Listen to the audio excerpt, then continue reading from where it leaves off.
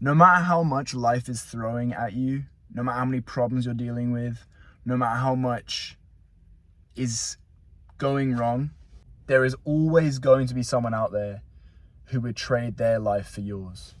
You know, people say that one man's nightmare is another man's dream, and I think it's so true. Sometimes I think that we are even living our own poor self's dreams.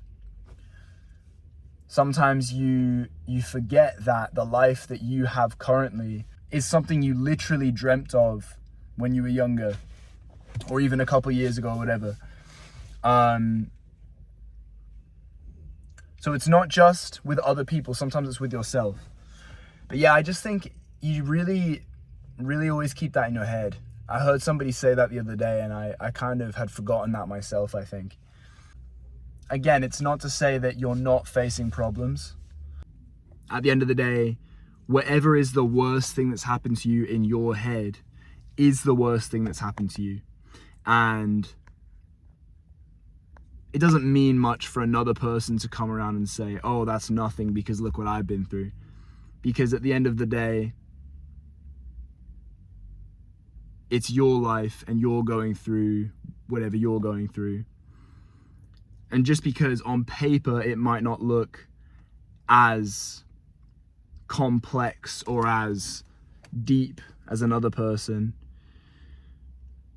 for you it's real, and that's really all that matters, right? So this isn't to discount pain that anybody's experiencing. It's just a reminder that no matter how much your life hurts, there will be people who would want to take your place. There will be people who dream of having a life similar to yours. So, we should always strive for more, I think. We should always seek to become the best version of ourselves. And I think very few of us are at that point.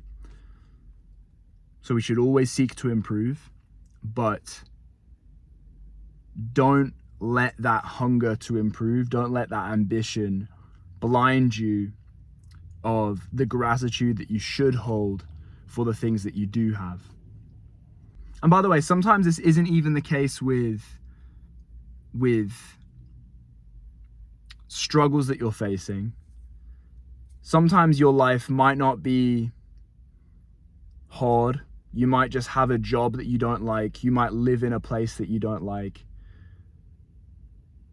You know, it might just be things like that that just make your life feel like suboptimal as opposed to actually bad. But at the end of the day, that life is someone else's dream. You know what I mean? Just like how the job that you dream of having, the city that you dream of living in, that job is someone else's boring 9 to 5. And that city that you dream of living in is someone else's boring commute, right? So, yeah, I don't know. Just keep this stuff in mind. I think it's very useful. Okay, I'll see you in the next one.